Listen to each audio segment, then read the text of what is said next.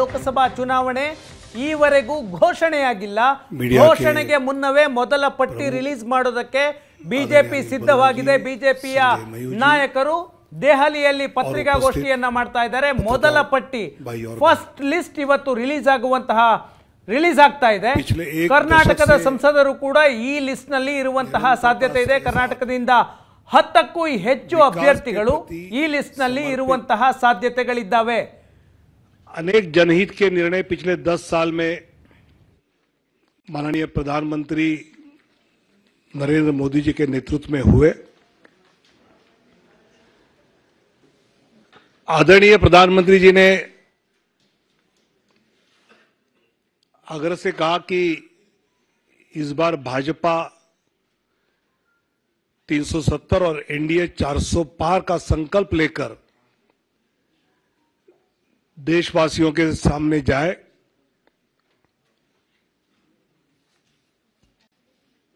पिछले कुछ दिनों में हमने लक्ष्य ये रखा है कि भौगोलिक क्षेत्र भी बढ़े, प्रदेशों में भी हम बढ़े, साथ ही एनडीए का भी विस्तार करने का प्रयास पिछले कुछ दिनों में हमने किया है। जनता जनार्दन के आशीर्वाद से लगातार तीसरी बार पिछले 2 लोकसभा चुनाव से भी अधिक प्रचंड बहुमत केंद्र में पुनः माननीय प्रधानमंत्री श्री नरेंद्र मोदी जी के नेतृत्व में जन जन की आशा एवं आकांक्षाएं पूरा करने वाली सरकार बनेगी, यह हमें विश्वास है। और यह हमें ही नहीं, देशवासियों के मन में भी है, और इसलिए वो सब के मन से आवाज आ रही है, फिर एक बार मोदी सरकार। पिछले कुछ दिनों में लोकसभा क्षेत्र में प्रदेशों में रायशुमारी होने के बाद काफी चर्चा जो हुई, उसके बाद प्रदेश चुनाव समिति के द्वारा विचार करते हुए हर लोकसभा क्षेत्र के लिए कुछ प्रदेशों के पहले फेज में नाम केंद्र की ओर आए। आदरणीय राष्ट्रीय अध्यक्ष जी के साथ प्रदेश की ने और चर्चा उसमें की, और अंतिम 29 फरवरी को केंद्रीय चुनाव समिति जो माननीय प्रधानमंत्री और माननीय अध्यक्ष जी की उपस्थिति में हुई, उसमें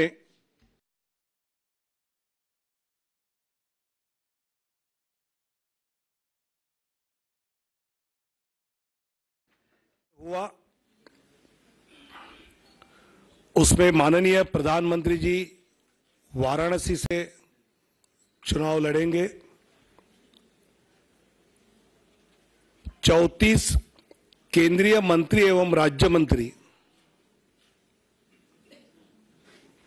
इनके नाम इस सूची में 195 में है।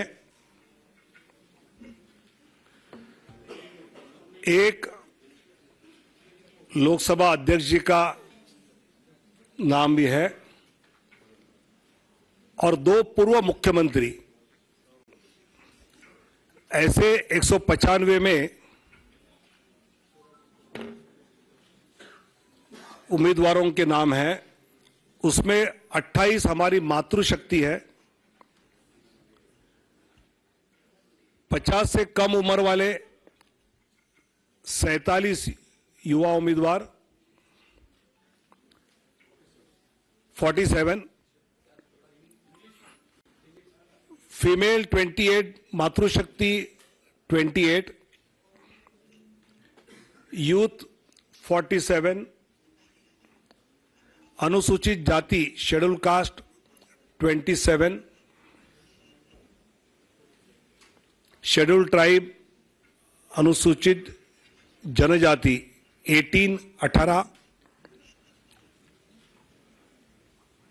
पिछड़ा वर्ग ओबीसी 50 से कम उम्र वाले 47 युवा उम्मीदवार 47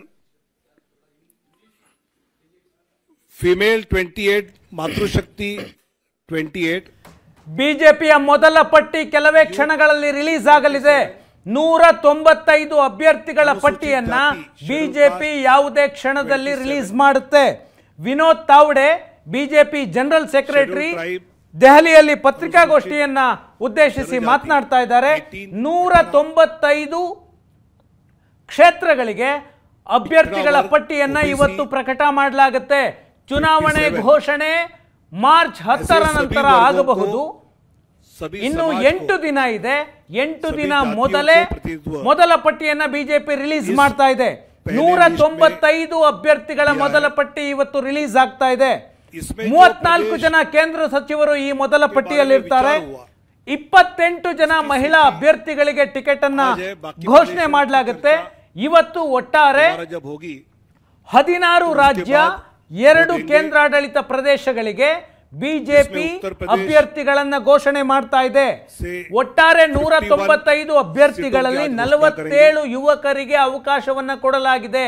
47 ಯುವಕರಿಗೆ ಮೊದಲ ಪಟ್ಟಿಯಲ್ಲಿ ಬಿಜೆಪಿ ಅವಕಾಶವನ್ನ ಕೊಡ್ತಾ ಇದೆ. ಜಾತಿವಾರು ನೋಡೋದಾದ್ರೆ मध्यप्रदेश ಜಾತಿವಾರು ನೋಡೋದಾದ್ರೆ 24 सीट्स की आज घोषणा करेंगे. गुजरात 15 सीटों की अभी हम घोषणा करेंगे. राजस्थान 15 सीटों की आज घोषणा करेंगे. केरल 12 सीटों की आज घोषणा करेंगे. तेलंगाना 9 सीट्स 9 की घोषणा करेंगे. असम 14 में से 11 की घोषणा करेंगे. झारखंड 11 की घोषणा करेंगे. छत्तीसगढ़ 11 उसकी घोषणा होगी. दिल्ली 5 की घोषणा होगी 5. जम्मू कश्मीर 2, उत्तराखंड 3, अरुणाचल प्रदेश 2, गोवा 1, त्रिपुरा 1, अंडमान निकोबार 1, दमन एंड दीव 1. ऐसे 195 सीटों की अभी हम घोषणा कर रहे हैं. मैं धीरे धीरे नाम पढ़ता हूं.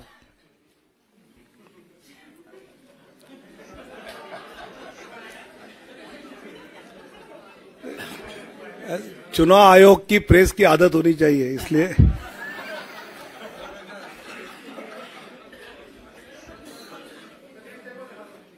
दिखाऊंगा.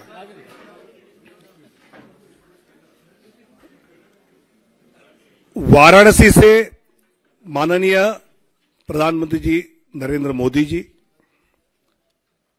अंडमान निकोबार विष्णु पड़ा रे. अरुणाचल प्रदेश किरण रिजिजू. अरुणाचल वेस्ट, अरुणाचल ईस्ट तापिर गांव. असम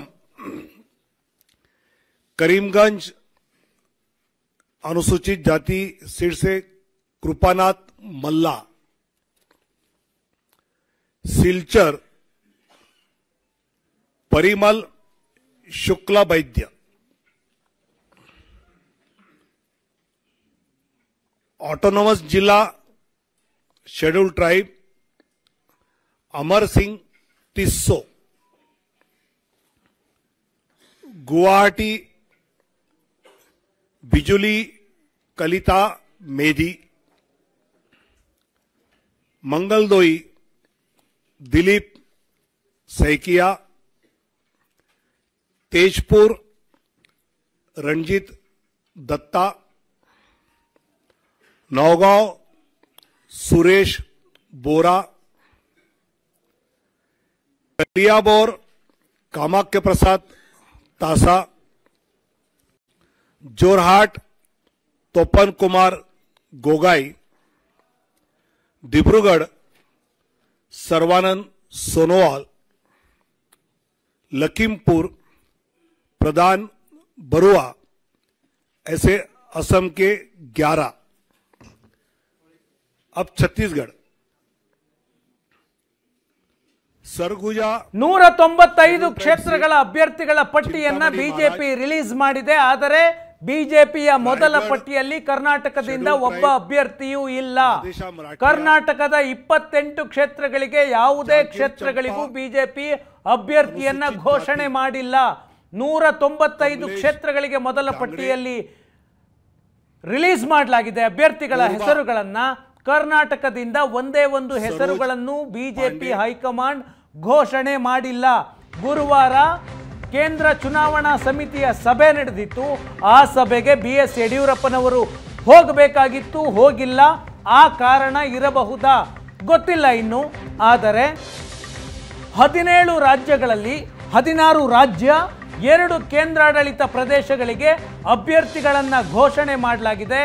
ಈ ಪಟ್ಟಿಯಲ್ಲಿ ಕರ್ನಾಟಕದ ಹೆಸರು ಇಲ್ಲ. ಕರ್ನಾಟಕದಿಂದ ಮೊದಲ ಪಟ್ಟಿಯಲ್ಲಿ 10 ಅಭ್ಯರ್ಥಿಗಳನ್ನು ಘೋಷಣೆ ಮಾಡಲಾಗುತ್ತೆ ಅನ್ನುವ ನಿರೀಕ್ಷೆಗಳಿತ್ತು. ಆ ನಿರೀಕ್ಷೆ ಹುಸಿಯಾಗಿದೆ. ಕೇಂದ್ರದ 35 ಸಚಿವರಿಗೆ 34 ಕೇಂದ್ರ ಸಚಿವರಿಗೆ ಟಿಕೆಟ್ ಅನ್ನು ಘೋಷಣೆ ಮಾಡಲಾಗಿದೆ. ಆದರೆ ಕರ್ನಾಟಕದಿಂದ ಕೇಂದ್ರದಲ್ಲಿ ಸಚಿವರಾಗಿರುವವರಿಗೂ ಕೂಡ ಮೊದಲ ಪಟ್ಟಿಯಲ್ಲಿ ಟಿಕೆಟ್ ಘೋಷಣೆ ಮಾಡಲಾಗಿಲ್ಲ. ಬಹುಶಃ 2ನೇ ಪಟ್ಟಿಯಲ್ಲಿ ಟಿಕೆಟ್ ಘೋಷಣೆಯಾಗುವಂತಹ ಸಾಧ್ಯತೆ ಇದೆ. 16 ರಾಜ್ಯಗಳು 2 ಕೇಂದ್ರಾಡಳಿತ ಪ್ರದೇಶಗಳಿಗೆ ಇವತ್ತು ಟಿಕೆಟ್ ಅನ್ನು ಘೋಷಣೆ ಮಾಡಲಾಗಿದೆ. 195 ಕ್ಷೇತ್ರಗಳಲ್ಲಿ ಉತ್ತರ ಪ್ರದೇಶದಿಂದ 51 ಕ್ಷೇತ್ರಗಳಿಗೆ ಉತ್ತರ ಪ್ರದೇಶದಿಂದ ಟಿಕೆಟ್ ಅನ್ನು ಘೋಷಣೆ ಮಾಡಲಾಗಿದೆ. ಕರ್ನಾಟಕ 28 ಕ್ಷೇತ್ರಗಳಿರುವಂತಹ ದೊಡ್ಡ ರಾಜ್ಯ. ಈ ರಾಜ್ಯಕ್ಕೆ ಮೊದಲ ಪಟ್ಟಿಯಲ್ಲಿ ಯಾವ ಅಭ್ಯರ್ಥಿಗಳನ್ನು ಬಿಜೆಪಿ ಹೈಕಮಾಂಡ್ ಘೋಷಣೆ ಮಾಡಿಲ್ಲ. ಪ್ರಧಾನಿ ನರೇಂದ್ರ ಮೋದಿ ಈ ಬಾರಿಯೂ ವಾರಣಾಸಿಯಿಂದ ಕಣಕ್ಕಿಳಿಯೋ ನಿರ್ಧಾರ ಆಗಿದೆ. ಪ್ರಧಾನಿ ಮೋದಿ ಮತ್ತೊಮ್ಮೆ ವಾರಣಾಸಿಯಿಂದ ಸ್ಪರ್ಧೆ ಮಾಡ್ತಾರೆ. 195 ಜನರ ಲಿಸ್ಟ್ ಅನ್ನ ವಿನೋದ್ ತಾವ್ಡೆ ಓದ್ತಾ ಇದ್ದಾರೆ.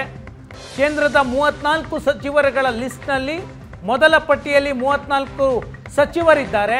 ಆದರೆ ಕರ್ನಾಟಕದ ಲಿಸ್ಟ್ನಲ್ಲಿ ಕರ್ನಾಟಕದಿಂದ ಆಯ್ಕೆಯಾಗಿ ಕೇಂದ್ರದಲ್ಲಿ ಸಚಿವರಾಗಿರುವವರಿಗೆ ಮೊದಲ ಪಟ್ಟಿಯಲ್ಲಿ ಟಿಕೆಟ್ ಅನ್ನು ಘೋಷಣೆ ಮಾಡಿಲ್ಲ.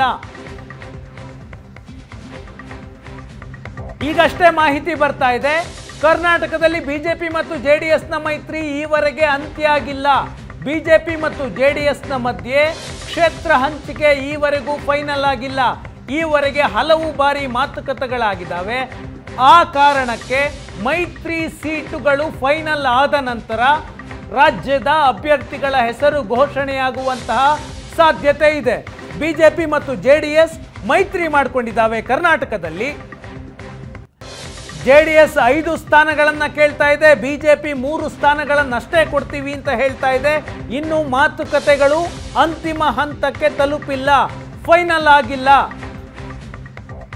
HD ಕುಮಾರಸ್ವಾಮಿ ಅವರು ಇತ್ತೀಚೆಗಷ್ಟೇ ದೆಹಲಿಗೆ ಹೋಗಿ ಅಮಿತ್ ಶಾ ಅವರನ್ನು ಭೇಟಿಯಾಗಿ JP ನಡ್ಡಾ ಅವರನ್ನು ಭೇಟಿಯಾಗಿ ಮಾತುಕತೆಯನ್ನು ಮಾಡ್ಕೊಂಡು ಬಂದರು. ಸೀಟ್ ಫೈನಲ್ ಆಗಿಲ್ಲ. ಮಾರ್ಚ್ 10ರ ನಂತರ ಫೈನಲ್ ಮಾಡೋಣ ಅಂತ ಅಮಿತ್ ಶಾ ಕುಮಾರಸ್ವಾಮಿ ಅವರಿಗೆ ಹೇಳಿ ಕಳಿಸಿದ್ರು ಅನ್ನುವಂತಹ ಮಾಹಿತಿಗಳು ಬಂದವು. ಆ ಕಾರಣದಿಂದ ಕರ್ನಾಟಕದ 28 ಕ್ಷೇತ್ರಗಳಿಗೆ ಒಂದೇ ಒಂದು ಕ್ಷೇತ್ರದಲ್ಲೂ ಕೂಡ ಅಭ್ಯರ್ಥಿಗಳ ಘೋಷಣೆಯಾಗಿಲ್ಲ.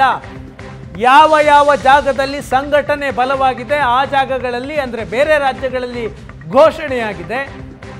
ಇಲ್ಲಿ ಕರ್ನಾಟಕದಲ್ಲಿ ಮೈತ್ರಿ ಫೈನಲ್ ಆದ ನಂತರ ಬಿಜೆಪಿಗೆ ಇಷ್ಟು ಸ್ಥಾನ, ಕಾಂಗ್ರೆಸ್ಗೆ JDSಗೆ ಇಷ್ಟು ಸ್ಥಾನ ಅಂತ ಫೈನಲ್ ಆದ ನಂತರ ಕ್ಷೇತ್ರಗಳ ಅಭ್ಯರ್ಥಿಗಳು ಘೋಷಣೆಯಾಗುವಂತಹ ಸಾಧ್ಯತೆ ಇದೆ. ಬಹುಶಃ ಬಿಜೆಪಿಯ 2ನೇ ಪಟ್ಟಿ ರಿಲೀಸ್ ಆಗುವ ಸಂದರ್ಭದಲ್ಲಿ ಕರ್ನಾಟಕದಿಂದ ಅಭ್ಯರ್ಥಿಗಳನ್ನು ಘೋಷಣೆ ಮಾಡುವ ಸಾಧ್ಯತೆ ಇದೆ. ಕರ್ನಾಟಕದಿಂದ ಒಬ್ಬ ಅಭ್ಯರ್ಥಿಯ ಹೆಸರನ್ನು ಘೋಷಣೆ ಮಾಡಲಾಗಿಲ್ಲ. ಮೊದಲ ಪಟ್ಟಿಯಲ್ಲಿ 195 ಅಭ್ಯರ್ಥಿಗಳ ಮೊದಲ ಪಟ್ಟಿಯನ್ನು ಬಿಜೆಪಿ ರಿಲೀಸ್ ಮಾಡಿದೆ. ಈ ಲಿಸ್ಟ್ನಲ್ಲಿ ಕರ್ನಾಟಕದ ಹಾಲಿ ಸಂಸದರು ಇಲ್ಲ, ಕರ್ನಾಟಕದಿಂದ ಕೇಂದ್ರದ ಮಂತ್ರಿಯಾಗಿರುವಂತಹ ಯಾವ ಮಂತ್ರಿಗಳ ಹೆಸರು ಇಲ್ಲ. ಅದಕ್ಕೆ ಕಾರಣ ಕರ್ನಾಟಕದಲ್ಲಿ ಬಿಜೆಪಿ ಮತ್ತು JDSನ ಮಧ್ಯೆ ಮೈತ್ರಿಯಾಗಿಲ್ಲ. ಆದರೆ ಉತ್ತರ ಪ್ರದೇಶದಲ್ಲಿ 51 ಕ್ಷೇತ್ರಗಳಿಗೆ ಬಿಜೆಪಿ ಪಟ್ಟಿಯನ್ನು ರಿಲೀಸ್ ಮಾಡಿದೆ. ಉತ್ತರ ಪ್ರದೇಶದಲ್ಲೂ ಕೂಡ ಇನ್ನೂ ಮೈತ್ರಿ ಫೈನಲ್ ಹಂತಕ್ಕೆ ಬಂದಿಲ್ಲ. ಆದರೂ ಉತ್ತರ ಪ್ರದೇಶದಲ್ಲಿ ಅಭ್ಯರ್ಥಿಗಳನ್ನು ಹೈಕಮಾಂಡ್ ಘೋಷಣೆ ಮಾಡಿದೆ. ಇನ್ನು ಮಧ್ಯಪ್ರದೇಶ, ರಾಜಸ್ಥಾನ, ಗುಜರಾತ್ ಈ 3 ಕಡೆ ಬಿಜೆಪಿ ಸ್ವತಂತ್ರವಾಗಿ ಸ್ಪರ್ಧೆ ಮಾಡುತ್ತೆ. ಯಾವುದೇ ಮೈತ್ರಿ ಪಕ್ಷಗಳಿಲ್ಲ. ವೆಸ್ಟ್ ಬೆಂಗಾಲ್ನಲ್ಲಿ 20 ಕ್ಷೇತ್ರಗಳಿಗೆ ಅಭ್ಯರ್ಥಿಗಳನ್ನು ಘೋಷಣೆ ಮಾಡಲಾಗಿದೆ. ಅಲ್ಲೂ ಯಾವುದೇ ಮೈತ್ರಿ ಪಕ್ಷಗಳು ಬಿಜೆಪಿಗೆ ಇಲ್ಲ.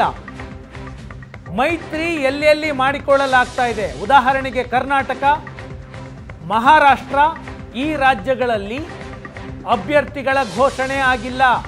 ಬಿಹಾರದಿಂದಲೂ ಘೋಷಣೆ ಆಗಿಲ್ಲ. ಬಿಹಾರದಲ್ಲಿ JDU ಮತ್ತು ಬಿಜೆಪಿ ಮೈತ್ರಿ ಇದೆ. ಯಾವ ಯಾವ ರಾಜ್ಯಗಳಲ್ಲಿ ಮೈತ್ರಿ ಬಿಜೆಪಿ ಮತ್ತು ಮಿತ್ರ ಪಕ್ಷಗಳ ಮಧ್ಯೆ ಮೈತ್ರಿ ಇದೆ ಆ ರಾಜ್ಯಗಳಲ್ಲಿ ಟಿಕೆಟ್ ಘೋಷಣೆಯಾಗಿಲ್ಲ.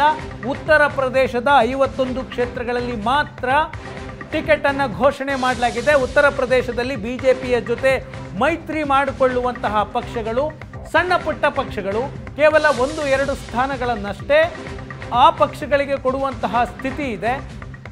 ಆ ಕಾರಣಕ್ಕೆ ಬಹುಶಃ ಉತ್ತರ ಪ್ರದೇಶದಿಂದ ಅಭ್ಯರ್ಥಿಗಳನ್ನು ಘೋಷಣೆ ಮಾಡಿರುವಂತಹ ಸಾಧ್ಯತೆ ಇದೆ. ಮಹಾರಾಷ್ಟ್ರ, ಬಿಹಾರ, ಕರ್ನಾಟಕ ಈ 3 ರಾಜ್ಯಗಳಲ್ಲಿ ಅಭ್ಯರ್ಥಿಗಳನ್ನು ಘೋಷಣೆ ಮಾಡಲಾಗಿಲ್ಲ. ಕಾರಣ ಮೈತ್ರಿ ಫೈನಲ್ ಆಗಿಲ್ಲ. ಬಿಜೆಪಿ ಮೊದಲ ಪಟ್ಟಿಯನ್ನು ರಿಲೀಸ್ ಮಾಡಿದೆ. 543 ಕ್ಷೇತ್ರಗಳ ಪೈಕಿ 195 ಕ್ಷೇತ್ರಗಳ ಅಭ್ಯರ್ಥಿಗಳನ್ನು ಮೊದಲ ಪಟ್ಟಿಯನ್ನು ಬಿಜೆಪಿ ಇವತ್ತು ರಿಲೀಸ್ ಮಾಡಿದೆ. ಕರ್ನಾಟಕದಿಂದ ಯಾವ ಹೆಸರು ಇಲ್ಲ. ಕಾರಣ ಮೈತ್ರಿ ಫೈನಲ್ ಆಗಿದೆ. ಮೈತ್ರಿ ಪಕ್ಷಗಳ ಮಧ್ಯೆ ಸೀಟು ಹಂಚಿಕೆ ಫೈನಲ್ ಆಗಿಲ್ಲ. ಫೈನಲ್ ಆದ ಬಳಿಕ ಕರ್ನಾಟಕದ ಹೆಸರು, ಕರ್ನಾಟಕದಿಂದ ಅಭ್ಯರ್ಥಿಗಳನ್ನು ಘೋಷಿಸುವ ಸಾಧ್ಯತೆ ಇದೆ. HD ಕುಮಾರಸ್ವಾಮಿ ಮತ್ತು ಅಮಿತ್ ಶಾ ಅವರ ಮಧ್ಯೆ ಕಳೆದ ವಾರ ಸಭೆ ನಡೆದಿತ್ತು, ಮಾತುಕತೆಯಾಗಿತ್ತು. ಮಾರ್ಚ್ 10ರ ನಂತರ ಮಾತಾಡೋಣ ಅಂತ ಅಮಿತ್ ಶಾ ಕುಮಾರಸ್ವಾಮಿ ಅವರಿಗೆ ಹೇಳಿ ಕಳಿಸಿದ್ರು. ಮಾರ್ಚ್ 10ರ ನಂತರ ಅಥವಾ ಅದರ ಒಳಗೆ ಕ್ಷೇತ್ರ ಹಂಚಿಕೆ ಫೈನಲ್ ಆದರೆ ಆದ ಯಾವುದೇ ಕ್ಷಣದಲ್ಲಿ ಅಭ್ಯರ್ಥಿಗಳ ಹೆಸರು ಘೋಷಣೆಯಾಗುವಂತಹ ಸಾಧ್ಯತೆ ಇದೆ. ಕರ್ನಾಟಕದಿಂದ ಕೇಂದ್ರ ಸಚಿವ ರಾಜೀವ್ ಚಂದ್ರಶೇಖರ್ ಅವರಿಗೆ ಲೋಕಸಭಾ ಟಿಕೆಟ್ ಸಿಕ್ಕಿದೆ. ರಾಜೀವ್ ಚಂದ್ರಶೇಖರ್ ಕರ್ನಾಟಕದಿಂದ ರಾಜ್ಯಸಭಾ ಸದಸ್ಯರಾಗಿದ್ರು ಸತತ 3 ಬಾರಿಗೆ. ಈ ಬಾರಿ ಕೇರಳದ ತಿರುವನಂತಪುರಂನಿಂದ ರಾಜೀವ್ ಚಂದ್ರಶೇಖರ್ ಅವರಿಗೆ ಟಿಕೆಟ್ ನೀಡಲಾಗಿದೆ. ರಾಜೀವ್ ಚಂದ್ರಶೇಖರ್ ವಿರುದ್ಧ ಶಶಿ ತರೂರ್ ಕಾಂಗ್ರೆಸ್ನಿಂದ ಸ್ಪರ್ಧೆ ಮಾಡ್ತಾರೆ. ಶಶಿ ತರೂರ್ ಸ್ಪರ್ಧೆ ಮಾಡುವಂತಹ ಕ್ಷೇತ್ರದಲ್ಲಿ ತಿರುವನಂತಪುರಂನಿಂದ ರಾಜೀವ್ ಚಂದ್ರಶೇಖರ್ ಅವರಿಗೆ ಲೋಕಸಭಾ ಟಿಕೆಟ್ ಅನ್ನು ಘೋಷಣೆ ಮಾಡಲಾಗಿದೆ. ರಾಜ್ಯಸಭೆಯಿಂದ ಯಾರೆಲ್ಲ ಕೇಂದ್ರದಲ್ಲಿ ಮಂತ್ರಿಯಾಗಿದ್ರು ಅವರನ್ನ ಲೋಕಸಭೆಯಿಂದ ಸ್ಪರ್ಧೆಗಿಳಿಸುವ ನಿರ್ಧಾರಕ್ಕೆ ಈ ಬಾರಿ ಬಿಜೆಪಿ ಬಂದಿದೆ. ಅದರ ಭಾಗವಾಗಿ ಕರ್ನಾಟಕದಿಂದ ರಾಜ್ಯಸಭೆಗೆ ಆಯ್ಕೆಯಾಗ್ತಿದ್ದಂತಹ ರಾಜೀವ್ ಚಂದ್ರಶೇಖರ್ ಅವರಿಗೆ ಕೇರಳದ ತಿರುವನಂತಪುರಂನಿಂದ ಟಿಕೆಟ್ ಅನ್ನು ಘೋಷಣೆ ಮಾಡಲಾಗಿದೆ. ನಮ್ಮ ಜೊತೆಗೆ ಆನಂದ್ ಬೈದನಮನೆ ಇದ್ದಾರೆ, ನಮ್ಮ ಪೊಲಿಟಿಕಲ್ ಬ್ಯೂರೋದ ಮುಖ್ಯಸ್ಥರು. ಆನಂದ್, ಮೈತ್ರಿ ಫೈನಲ್ ಆಗಿದೆ, ಕ್ಷೇತ್ರ ಹಂಚಿಕೆ ಫೈನಲ್ ಆದ ಮೇಲೆ ಕರ್ನಾಟಕದಿಂದ ಲಿಸ್ಟ್ ಒಂದಷ್ಟು ನಿರೀಕ್ಷೆ ಇತ್ತು. ಒಂದು 10 ಕ್ಷೇತ್ರಕ್ಕಾದರೂ ಅಭ್ಯರ್ಥಿಗಳನ್ನು ಘೋಷಣೆ ಆಗುವಂತಹ ಸಾಧ್ಯತೆ ಇದೆ ಅನ್ನುವ ನಿರೀಕ್ಷೆಗಳಿದ್ವು. ಆ ನಿರೀಕ್ಷೆ ಫೇಲ್ ಆಗಿದೆ. ಯಾವಾಗ ಈ ಕ್ಷೇತ್ರ ಹಂಚಿಕೆ ಫೈನಲ್ ಆಗ್ಬೋದು? 2ನೇ ಪಟ್ಟಿಯ ಒಳಗೆ ಕ್ಷೇತ್ರ ಹಂಚಿಕೆ ಫೈನಲ್ ಆಗುತ್ತಾ ಆನಂದ್? ಇವತ್ತು ಬಿಜೆಪಿ ಬಿಡುಗಡೆ ಮಾಡಿರ್ತಕ್ಕಂಥ 195 ಅಭ್ಯರ್ಥಿಗಳ ಪಟ್ಟಿಯಲ್ಲಿ ಸಹಜವಾಗಿ ಕರ್ನಾಟಕದ ಅಭ್ಯರ್ಥಿಗಳ ಹೆಸರು ಕೂಡ ಇರುತ್ತೆ ಅಂತಕ್ಕಂಥ ನಿರೀಕ್ಷೆ ಇತ್ತು. ಆದರೆ ಕರ್ನಾಟಕದ ಯಾವುದೇ ಅಭ್ಯರ್ಥಿ ಹೆಸರನ್ನು ಕೂಡ ಮೊದಲ ಪಟ್ಟಿಯಲ್ಲಿ ಘೋಷಣೆ ಮಾಡಿಲ್ಲ. ಇದು ಅತ್ಯಂತ ಅಚ್ಚರಿ ಕಾರಣ ಆಗಿದೆ. ಈ ಒಂದು ಅಚ್ಚರಿಗೆ ಬಹಳ ಪ್ರಮುಖವಾಗಿರ್ತಕ್ಕಂಥ ಕಾರಣ ಅಂತಂದರೆ ರಾಜ್ಯದಲ್ಲಿ ಈಗಾಗಲೇ JDS ಒಂದಿಗೆ ಮೈತ್ರಿಯನ್ನು ಮಾಡಿಕೊಂಡಿರ್ತಕ್ಕಂಥ BJP ಸೀಟು ಹಂಚಿಕೆಯ ಕುರಿತಂತೆ ಮಾತುಕತೆಯನ್ನು ಮುಂದುವರಿಸಿದೆ. ಹಾಗಾಗಿ ಇನ್ನೂ ಕೂಡ ಸೀಟು ಹಂಚಿಕೆಯ ಮಾತುಕತೆ ಪೂರ್ಣವಾಗದೇ ಇರುವಂಥ ಕಾರಣಕ್ಕಾಗಿ ಕರ್ನಾಟಕದಲ್ಲಿರ್ತಕ್ಕಂಥ 28 ಲೋಕಸಭಾ ಕ್ಷೇತ್ರಗಳ ಪೈಕಿ ಯಾವ ಕ್ಷೇತ್ರವೂ ಕೂಡ ಅಭ್ಯರ್ಥಿಗಳನ್ನ BJP ಘೋಷಣೆ ಮಾಡಿಲ್ಲ. ಅಂದರೆ ಮೈತ್ರಿ ಮಾತುಕತೆ ಮುಕ್ತಾಯವಾಗಿದ್ದರೂ ಕೂಡ ಸೀಟು ಹಂಚಿಕೆಯ ಪ್ರಕ್ರಿಯೆ ಮಾತುಕತೆಗಳು ಇನ್ನೂ ಆಗಬೇಕಾಗಿರುವಂಥ ಹಿನ್ನೆಲೆಯಲ್ಲಿ ಮತ್ತು JDS ಕೇಳ್ತಾ ಇರತಕ್ಕಂಥ 5 ಸ್ಥಾನಗಳಿಗೆ ಬದಲಾಗಿ ಕೇವಲ 3 ಕ್ಷೇತ್ರಗಳ ಟಿಕೆಟ್ ಅನ್ನು ಕೊಡಲಿಕ್ಕೆ BJP ಚಿಂತನೆ ಮಾಡ್ತಾ ಇರುವಂಥ ಈ ಹಂತದಲ್ಲಿ ನಿರಂತರವಾಗಿರ್ತಕ್ಕಂಥ ಮಾತುಕತೆಗಳು ಮುಂದುವರೆದಿದೆ. ಹಾಗಾಗಿ ಸಹಜವಾಗಿ ಮೈತ್ರಿ ಮಾತುಕತೆಗಳು ಆಗಿದ್ರೂ ಕೂಡ ಸೀಟು ಹಂಚಿಕೆ ಪ್ರಕ್ರಿಯೆ ಇನ್ನೂ ಕೂಡ ಪೂರ್ಣವಾಗದೇ ಇರುವಂಥ ಕಾರಣಕ್ಕೆ ಕರ್ನಾಟಕದಿಂದ ಅಭ್ಯರ್ಥಿಗಳ ಹೆಸರು ಘೋಷಣೆ ಆಗಿಲ್ಲ ಅಂತಕ್ಕಂಥ ಮಾಹಿತಿಗಳು ಬರ್ತಾ ಇದೆ. ಬಹಳ ಅಚ್ಚರಿಯ ಬೆಳವಣಿಗೆ ಅಂದರೆ ಕರ್ನಾಟಕದಿಂದ ಆಯ್ಕೆಯಾಗಿ ಕೇಂದ್ರದಲ್ಲಿ ಸಚಿವರಾಗಿರ್ತಕ್ಕಂಥವರ ಹೆಸರುಗಳು ಮೊದಲ ಪಟ್ಟಿಯಲ್ಲಿ ಇರುತ್ತೆ ಅನ್ನುವಂಥ ಲೆಕ್ಕಾಚಾರದ ಮಾತುಗಳು ಕೇಳ ಬರ್ತಾ ಇತ್ತು. ಆದರೆ ಯಾವುದೇ ಒಂದು ಕರ್ನಾಟಕದಿಂದ ಆಯ್ಕೆಯಾಗಿ ಕೇಂದ್ರದ ಸಚಿವರಾಗಿರ್ತಕ್ಕಂಥ 4 ಕೇಂದ್ರ ಸಚಿವರು ಮತ್ತು ಪ್ಲಸ್ ರಾಜೀವ್ ಚಂದ್ರಶೇಖರ್ ಸೇರಿದಾಗೆ ಒಟ್ಟಿಗೆ 5 ಸಚಿವರ ಪೈಕಿ ರಾಜೀವ್ ಚಂದ್ರಶೇಖರ್ ಹೆಸರು ಮಾತ್ರನ್ನ ಘೋಷಣೆ ಮಾಡಲಾಗಿದೆ. ಬದಲಾಗಿ ಕರ್ನಾಟಕದ ಲೋಕಸಭೆಗೆ ಆಯ್ಕೆಯಾಗಿರ್ತಕ್ಕಂಥ ಯಾವುದೇ ಕೇಂದ್ರ ಸಚಿವರ ಹೆಸರನ್ನು ಕೂಡ ಅಂತಿಮಗೊಳಿಸಿಲ್ಲ. ಹಾಗಾಗಿ ಇದು ಕೂಡ ಅಚ್ಚರಿ ಕಾರಣ ಆಗಿದೆ. ಮುಖ್ಯವಾಗಿ ಪ್ರಹ್ಲಾದ್ ಜೋಶಿ, ನಾರಾಯಣಸ್ವಾಮಿ, ಶೋಭಾ ಕರಂದ್ಲಾಜೆ, ಭಗವಂತ್ ಖೂಬಾ ಸೇರಿದಾಗೆ ಇವರ ಹೆಸರುಗಳು ಮೊದಲ ಪಟ್ಟಿಯಲ್ಲಿ ಇರುತ್ತೆ ಅನ್ನುವಂಥ ಲೆಕ್ಕಾಚಾರದ ಮಾತುಗಳು ಕೇಳಿ ಬರ್ತಾ ಇತ್ತು. ಆದರೆ ಅವರ ಹೆಸರು ಮೊದಲ ಪಟ್ಟಿಯಲ್ಲಿ ಇಲ್ಲೇ ಇರತಕ್ಕಂಥ ಸಹಜವಾಗಿ ಕುತೂಹಲ ಕಾರಣವಾಗಿದೆ. ಕೇಂದ್ರ ಸರ್ಕಾರದಲ್ಲಿ ಅತ್ಯಂತ ಬಹಳ ಚುರುಕಿನ ಚಟುವಟಿಕೆ ಮಾಡ್ತಾ ಇದ್ದಂಥ ಮತ್ತು ಎಲ್ಲ ಪಕ್ಷಗಳ ಜೊತೆ ಉತ್ತಮ ಸಂಬಂಧವನ್ನು ಕಾಪಾಡುವ ನಿಟ್ಟಿನಲ್ಲಿ ಕೇಂದ್ರದಲ್ಲಿ ಬಹಳ ಅತ್ಯಂತ ಕ್ರಿಯಾಶೀಲವಾಗಿ ಕೆಲಸ ಮಾಡ್ತಾ ಇರುವ ಸಚಿವರಾಗಿರುವಂಥ ಪ್ರಹ್ಲಾದ್ ಜೋಶಿಯ ಹೆಸರಾದರೂ ಕೂಡ ಈ ಪಟ್ಟಿಯಲ್ಲಿ ಇರುತ್ತೆ ಅಂತಕ್ಕಂಥ ಚರ್ಚೆಗಳು ಇತ್ತು. ಆದರೆ ಪ್ರಹ್ಲಾದ್ ಜೋಶಿಯ ಹೆಸರು ಕೂಡ ಈ ಪಟ್ಟಿಯಲ್ಲಿ ಇಲ್ಲದೇ ಇರತಕ್ಕಂಥದ್ದು ಅಚ್ಚರಿ ಕಾರಣ ಆಗಿದೆ. ಇದರ ಮೂಲವನ್ನು ಹುಡುಕಿದಾಗ ಬಹಳ ಸ್ಪಷ್ಟವಾಗ್ತಕ್ಕಂಥದ್ದು JDS ಒಂದಿಗೆ ಮೈತ್ರಿ ಮಾತುಕತೆಗಳು ಮುಕ್ತಾಯ ಆಗಿ ಸೀಟು ಹಂಚಿಕೆ ಪ್ರಕ್ರಿಯೆ ನಡೀತಾ ಇರುವಂಥ ಕಾರಣಕ್ಕಾಗಿ ಕರ್ನಾಟಕದ ಯಾವುದೇ ಲೋಕಸಭಾ ಕ್ಷೇತ್ರ ಕೂಡ ಯಾವ ಅಭ್ಯರ್ಥಿ ಹೆಸರನ್ನು ಕೂಡ ಅಂತಿಮ ಮಾಡುವಂತ ನಿರ್ಧಾರವನ್ನು ಕೇಂದ್ರ ನಾಯಕರು ತೆಗೆದುಕೊಂಡಿಲ್ಲ. 2024ರ ಲೋಕಸಭಾ ಚುನಾವಣೆಯ ಮೊದಲ ಪಟ್ಟಿಯನ್ನ BJP ಇವತ್ತು ಘೋಷಣೆ ಮಾಡಿದೆ. 195 ಕ್ಷೇತ್ರಗಳಿಗೆ BJP ಅಭ್ಯರ್ಥಿಗಳ ಪಟ್ಟಿಯನ್ನ ಘೋಷಣೆ ಮಾಡಿದೆ. 17 ರಾಜ್ಯ 2 ಕೇಂದ್ರಾಡಳಿತ ಪ್ರದೇಶಗಳಿಗೆ BJP 195 ಅಭ್ಯರ್ಥಿಗಳ ಪಟ್ಟಿಯನ್ನ ಘೋಷಣೆ ಮಾಡಿದೆ. 34 ಕೇಂದ್ರ ಸಚಿವರುಗಳು, ಅದರಲ್ಲಿ 34 ಕೇಂದ್ರ ಸಚಿವರಿಗೆ ಮೊದಲ ಪಟ್ಟಿಯಲ್ಲಿ ಟಿಕೆಟ್ ಅನ್ನು ಘೋಷಣೆ ಮಾಡಲಾಗಿದೆ. 195 ಅಭ್ಯರ್ಥಿಗಳಲ್ಲಿ 28 ಮಹಿಳಾ ಅಭ್ಯರ್ಥಿಗಳಿದ್ದಾರೆ. 50 ವರ್ಷದ ಒಳಗಿನ 47 ಯುವಕರಿಗೆ ಟಿಕೆಟ್ ಘೋಷಣೆ ಮಾಡಲಾಗಿದೆ. BJP ಹೈಕಮಾಂಡ್ನಿಂದ 195 ಕ್ಷೇತ್ರಗಳ ಮೊದಲ ಪಟ್ಟಿಯನ್ನು ರಿಲೀಸ್ ಮಾಡಿದೆ. ಮಾರ್ಚ್ 10ರ ನಂತರ ಯಾವುದೇ ದಿನ ಲೋಕಸಭಾ ಚುನಾವಣೆ ಘೋಷಣೆಯಾಗುವಂತಹ ಸಾಧ್ಯತೆ ಇದೆ. ಈ ಸಂದರ್ಭದಲ್ಲಿ ಚುನಾವಣೆ ಘೋಷಣೆಗೂ ಮೊದಲೇ ಕಳೆದ ಬಾರಿ BJP ಅಭ್ಯರ್ಥಿಗಳ ಮೊದಲ ಪಟ್ಟಿಯನ್ನು ಘೋಷಣೆ ಮಾಡಿತ್ತು. ಈ ಬಾರಿಯೂ ಕೂಡ ಚುನಾವಣೆಯಲ್ಲಿ ಒಂದು ಹೆಜ್ಜೆ ಮುಂದಿದೆ. BJP ಅಭ್ಯರ್ಥಿಗಳನ್ನು ರಿಲೀಸ್ ಮಾಡಿದೆ. ಮೊದಲ ಪಟ್ಟಿಯಲ್ಲಿ 100 ಅಭ್ಯರ್ಥಿಗಳನ್ನು ರಿಲೀಸ್ ಮಾಡಬಹುದು ಅನ್ನುವ ನಿರೀಕ್ಷೆಗಳಿದ್ವು. ಆದರೆ 195 ಕ್ಷೇತ್ರಗಳಿಗೆ ಅಭ್ಯರ್ಥಿಗಳನ್ನು ಘೋಷಣೆ ಮಾಡಲಾಗಿದೆ. ಇದರಲ್ಲಿ SC ಅಭ್ಯರ್ಥಿಗಳು 27 ಇದ್ದರೆ SC ST ಮತ್ತು OBCಗಳಿಗೆ ಹೆಚ್ಚಿನ ಟಿಕೆಟನ್ನು ಕೊಡಲಾಗಿದೆ. SC 27 ಕ್ಷೇತ್ರಗಳಲ್ಲಿ SCಗಳಿಗೆ ಟಿಕೆಟ್, ದಲಿತ ನಾಯಕರಿಗೆ ST ಕ್ಷೇತ್ರಗಳಲ್ಲಿ ಮೀಸಲು ಕ್ಷೇತ್ರಗಳಲ್ಲಿ 18 ಕ್ಷೇತ್ರಗಳಿಗೆ ಟಿಕೆಟನ್ನು ಘೋಷಣೆ ಮಾಡಲಾಗಿದೆ. ಇನ್ನು ಹಿಂದುಳಿದ ವರ್ಗದ 57 ಅಭ್ಯರ್ಥಿಗಳಿಗೆ ಟಿಕೆಟನ್ನು ಘೋಷಣೆ ಮಾಡಲಾಗಿದೆ. ಉತ್ತರ ಪ್ರದೇಶ 80 ಲೋಕಸಭಾ ಕ್ಷೇತ್ರಗಳಿರುವಂತಹ ಅತಿ ದೊಡ್ಡ ರಾಜ್ಯ. ಈ ರಾಜ್ಯದಲ್ಲಿ 51 ಕ್ಷೇತ್ರಗಳಿಗೆ ಟಿಕೆಟನ್ನು ಅಭ್ಯರ್ಥಿಗಳ ಹೆಸರನ್ನು ಘೋಷಣೆ ಮಾಡಲಾಗಿದೆ. ಪಶ್ಚಿಮ ಬಂಗಾಳ 42 ಲೋಕಸಭಾ ಕ್ಷೇತ್ರಗಳಿರುವಂತಹ ರಾಜ್ಯ. ಅಲ್ಲಿ 20 ಕ್ಷೇತ್ರಗಳಿಗೆ ಅಭ್ಯರ್ಥಿಗಳ ಘೋಷಣೆಯಾಗಿದೆ. ವಿನೋದ್ ತಾವ್ಡೆ BJP ಜನರಲ್ ಸೆಕ್ರೆಟರಿ ಈ ಘೋಷಣೆಯನ್ನು ಮಾಡಿದ್ರು. ಮಧ್ಯಪ್ರದೇಶ 29 ಲೋಕಸಭಾ ಕ್ಷೇತ್ರಗಳು ಬರುತ್ತವೆ. 24 ಕ್ಷೇತ್ರಗಳಿಗೆ ಅಭ್ಯರ್ಥಿಗಳ ಘೋಷಣೆ ಮಾಡಲಾಗಿದೆ. ಗುಜರಾತ್ ಮೋದಿ ತವರು ರಾಜ್ಯ 26 ಲೋಕಸಭಾ ಕ್ಷೇತ್ರ ಬರುತ್ತೆ. 15 ಕ್ಷೇತ್ರಗಳಿಗೆ ಟಿಕೆಟ್ ಅಭ್ಯರ್ಥಿಗಳ ಘೋಷಣೆಯಾಗಿದೆ. ರಾಜಸ್ಥಾನ 25 ಕ್ಷೇತ್ರ, 15 ಕ್ಷೇತ್ರದಲ್ಲಿ ಘೋಷಣೆಯಾಗಿದೆ. ಉಳಿದ 10 ಕ್ಷೇತ್ರ ಮುಂದಿನ ಪಟ್ಟಿಯಲ್ಲಿ ಘೋಷಣೆಯಾಗಬಹುದು. ಕೇರಳ 20 ಲೋಕಸಭಾ ಕ್ಷೇತ್ರಗಳಿರುವಂತಹ ರಾಜ್ಯ, 12 ಕ್ಷೇತ್ರಗಳಿಗೆ ಅಭ್ಯರ್ಥಿಗಳನ್ನು ಘೋಷಣೆ ಮಾಡಲಾಗಿದೆ. ಪ್ರಧಾನಿ ನರೇಂದ್ರ ಮೋದಿ ಈ ಬಾರಿಯೂ ವಾರಣಾಸಿಯಿಂದಲೇ ಸ್ಪರ್ಧೆ ಮಾಡಿದ್ರೆ, ಅಮಿತ್ ಶಾ ಗೃಹ ಸಚಿವ ಗಾಂಧಿನಗರದಿಂದ ಸ್ಪರ್ಧೆ ಮಾಡ್ತಾರೆ. ರಾಜನಾಥ್ ಸಿಂಗ್ ಅವರ ಹೆಸರು ಮೊದಲ ಪಟ್ಟಿಯಲ್ಲಿದೆ. ಲಕ್ನೌನಿಂದ ರಾಜನಾಥ್ ಸಿಂಗ್ ಕಣಕ್ಕಿಳಿದ್ರೆ, ನಿತಿನ್ ಗಡ್ಕರಿ ನಾಗ್ಪುರದಿಂದ ಸ್ಪರ್ಧೆ ಮಾಡ್ತಾ ಇದ್ದಾರೆ. ಕರ್ನಾಟಕದಿಂದ ಯಾವುದೇ ಅಭ್ಯರ್ಥಿಗಳನ್ನು ಘೋಷಣೆ ಮಾಡಲಾಗಿಲ್ಲ. ಕಾರಣ ಮೈತ್ರಿ ಪಕ್ಷಗಳ ಮಧ್ಯೆ ಕ್ಷೇತ್ರ ಹಂಚಿಕೆ ಫೈನಲ್ ಆಗಿಲ್ಲ. ಆ ಕಾರಣದಿಂದ ಅಭ್ಯರ್ಥಿಗಳನ್ನು ಘೋಷಣೆ ಮಾಡಲಾಗಿಲ್ಲ ಅನ್ನುವಂತಹ ಮಾಹಿತಿಗಳಿದ್ದಾವೆ. ನಮ್ಮ ಹಿರಿಯ ಪ್ರತಿನಿಧಿ ಪ್ರಶಾಂತ್ ನಾಥು ಫೋನ್ ಮೂಲಕ ಸಂಪರ್ಕದಲ್ಲಿದ್ದಾರೆ. ಪ್ರಶಾಂತ್, 195 ಕ್ಷೇತ್ರಗಳಿಗೆ ಅಭ್ಯರ್ಥಿಗಳ ಘೋಷಣೆಯಾಗಿದೆ. ಚುನಾವಣೆ ಇನ್ನೂ ಘೋಷಣೆಯಾಗಿಲ್ಲ. ಒಂದು ಎಲೆಕ್ಷನ್ನ ಮಾಹೋಲನ್ನು ಕ್ರಿಯೇಟ್ ಮಾಡೋದಕ್ಕೆ ಬಿಜೆಪಿ 195 ಕ್ಷೇತ್ರಗಳ ಅಭ್ಯರ್ಥಿಗಳ ಘೋಷಣೆಯಾಗಿದೆ. ಕರ್ನಾಟಕದಲ್ಲಿ ಆಗಿಲ್ಲ. ಯಾಕೆ, ಏನು, ಎತ್ತ?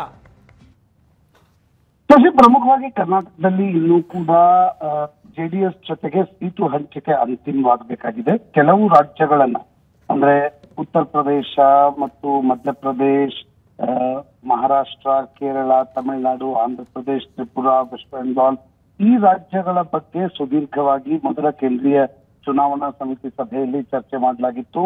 ದಿಲ್ಲಿಯ 5 ಸೀಟುಗಳ ಬಗ್ಗೆ ಕೂಡ ಏನ್ ಚರ್ಚೆ ನಡೆದಿತ್ತು. ಆ ಪ್ರಕಾರವಾಗಿ ಪ್ರಧಾನಮಂತ್ರಿ ನರೇಂದ್ರ ಮೋದಿ ಅವ್ರನ್ನ ವಾರಣಾಸಿ, ನಿತಿನ್ ಗಡ್ಕರಿ ನಾಗ್ಪುರ, ರಾಜನಾಥ್ ಸಿಂಗ್ ಲಕ್ನೌ ಇವೆಲ್ಲಾ ಕ್ಷೇತ್ರಗಳು ಮೊದಲಿಂದಲೂ ಕೂಡ ಇವರಿಗೆ ಟಿಕೆಟ್ ಸಿಗ್ತದೆ ಅಂತಕ್ಕಂಥದ್ದು ಅಂತಿಮವಾಗಿತ್ತು. ಆದ್ರೆ ಕರ್ನಾಟಕದ ಚರ್ಚೆ ಆಗುವುದು ಬಾಕಿ ಇದೆ. ಕರ್ನಾಟಕದ ಬಗ್ಗೆ ಅಮಿತ್ ಶಾ ಕೂಡ ಮೊದಲ ಸುತ್ತಿನ ಚರ್ಚೆಯನ್ನ ಇನ್ನೂವರೆಗೂ ನಡೆಸಿಲ್ಲ. ಅದಾದ ಮೇಲೆ ಯಾರಿಗೆ ಕೊಡಬೇಕು ಅಂತಕ್ಕಂಥದ್ರ ಬಗ್ಗೆ ಕೇಂದ್ರೀಯ ಚುನಾವಣಾ ಸಮಿತಿ ಅಂತಿಮ ನಿರ್ಧಾರವನ್ನು ತೆಗೆದುಕೊಳ್ಳುತ್ತೆ. ಈಗಾಗಲೇ ಕರ್ನಾಟಕದಿಂದ ಒಂದಿಷ್ಟು ಚರ್ಚೆಗಳು ಪ್ರಾಥಮಿಕ ಹಂತದಲ್ಲಿ ನಡೆದಿವೆ. ಆದ್ರೆ ಯಾವ ಸೀಟು ಯಾರಿಗೆ ಅಂತಕ್ಕಂಥದ್ರ ಬಗ್ಗೆ ಒಂದು ಮೈತ್ರಿ ಪಕ್ಷದ ಜೊತೆಗೆ, 2 ಯಾವ ಸೀಟಲ್ಲಿ ಬದಲಾವಣೆ ತರಬೇಕು ಅಂತಕ್ಕಂಥದ್ರ ಬಗ್ಗೆ ಕರ್ನಾಟಕದ ಬಿಜೆಪಿ ನಾಯಕರ ಜೊತೆಗೂ ಕೂಡ ಅಮಿತ್ ಶಾ ಒಂದು ಸುತ್ತಿನ ಚರ್ಚೆಯನ್ನು ನಡೆಸಬೇಕಾಗತ್ತೆ. ಅದಾದ ನಂತರವೇ ಕರ್ನಾಟಕದ ಸೀಟು ಹಂಚಿಕೆ ಅಂತಿಮವಾಗಲಿದೆ. ಇವತ್ತು ಪ್ರಮುಖವಾಗಿ ಉತ್ತರ ಪ್ರದೇಶದ ಸೀಟ್ಗಳನ್ನ ಅಖೈರುಗೊಳಿಸಲಾಗಿದೆ. ಹರಿಯಾಣ, ದಿಲ್ಲಿ, ಮಧ್ಯಪ್ರದೇಶ್, ಮಹಾರಾಷ್ಟ್ರ, ಕೇರಳ, ತಮಿಳುನಾಡು. ಕೇರಳದಲ್ಲೂ ಕೂಡ ತಿರುವನಂತಪುರಂದಿಂದ ಮಾಜಿ ಕೇಂದ್ರ ಸಚಿವ ರಾಜೀವ್ ಚಂದ್ರಶೇಖರ್ ಅವರಿಗೂ ಕೂಡ ಟಿಕೆಟ್ ಅನ್ನು ನೀಡಲಾಗಿದೆ. 3 ಬಾರಿ ರಾಜ್ಯಸಭೆಯಿಂದ ಆಯ್ಕೆಯಾಗಿದ್ರು. ಈ ಬಾರಿ ಅವರು ತಿರುವನಂತಪುರಂದಲ್ಲಿ ಶಶಿ ತರೂರ್ ಅವರನ್ನ ಎದುರಿಸಲಿದ್ದಾರೆ. ಈ ಮೊದಲ ಪಟ್ಟಿಯಲ್ಲಿ 28 ಮಹಿಳಾ ಅಭ್ಯರ್ಥಿಗಳಿಗೆ ಟಿಕೆಟ್ ನೀಡಲಾಗಿದೆ. 50ಕ್ಕಿಂತ ಕಡಿಮೆ ವಯಸ್ಸಿರ್ತಕ್ಕಂಥ ಶಶಿ 47 ಅಭ್ಯರ್ಥಿಗಳು ಈ ಮೊದಲ ಪಟ್ಟಿಯಲ್ಲಿದ್ದಾರೆ ಅಂತಕ್ಕಂಥದ್ದು ಕೂಡ ಒಂದು ವಿಶೇಷ. ಬಿಜೆಪಿ ಒಂದು ಸೈಕಾಲಜಿಕಲ್ ಇಂಪ್ಯಾಕ್ಟ್ ಮಾಡ್ತಕ್ಕಂಥ ಪ್ರಯತ್ನವನ್ನ ಮೊದಲ ಪಟ್ಟಿಯನ್ನ ತುಂಬಾ ಬೇಗನೆ ಬಿಡುಗಡೆಗೊಳಿಸುವುದರ ಮೂಲಕ ಮಾಡಿದೆ. ಕೆಲ ಕ್ಷೇತ್ರಗಳಿಗೆ, ಉತ್ತರ ಪ್ರದೇಶದ ಅನೇಕ ಕ್ಷೇತ್ರಗಳಲ್ಲಿ ಬಿಜೆಪಿ ಎಲ್ಲೆಲ್ಲಿ ಮಜಬೂತ್ ಆಗಿದೆ ಆ ಕ್ಷೇತ್ರಗಳನ್ನ ಅನೌನ್ಸ್ ಮಾಡಲಾಗಿದೆ. ಜೊತೆಗೆ ಸುಮಾರು 125 ಕ್ಷೇತ್ರಗಳು ಎಲ್ಲಿ ಬಿಜೆಪಿ ಕಳೆದ 2 ಬಾರಿ ಕೂಡ ಚುನಾವಣಾ ಗೆದ್ದಿಲ್ಲ, ಅಲ್ಲಿಯ ಕ್ಷೇತ್ರಗಳನ್ನ ಕೂಡ ಪರಿಗಣಿಸಿ ಅಂತಿಮವಾಗಿ ಈ ಒಂದು ನಿರ್ಧಾರವನ್ನ ಮಾಡಲಾಗಿದೆ.